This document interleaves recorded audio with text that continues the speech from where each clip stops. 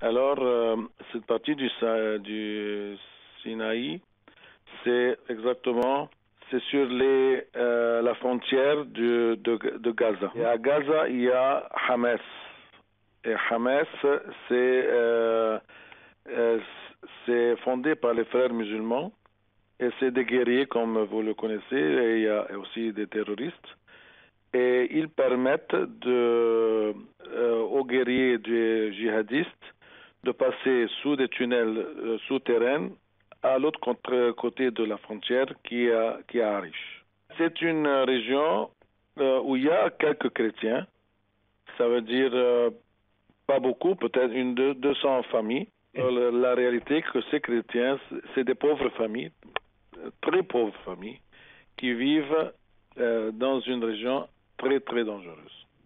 Et il y a de ces familles-là qui ont été obligées d'aller dans d'autres villes qui sont beaucoup plus à l'intérieur du pays, ou des villes qui sont sur le canal de Suez comme Ismailia et Port Saïd.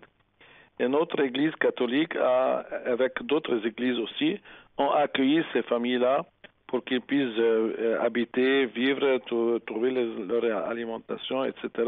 On a vu de nos propres yeux et on a qu'il y a beaucoup de familles musulmanes qui ont aidé, qui ont accueilli ces familles-là, premièrement à Arish ou dans les villes où ils ont été accueillis. Dans leur maison, ils les aident à cuisiner, par exemple, à faire étudier leurs enfants qui ont quitté l'école d'une façon assez hâte.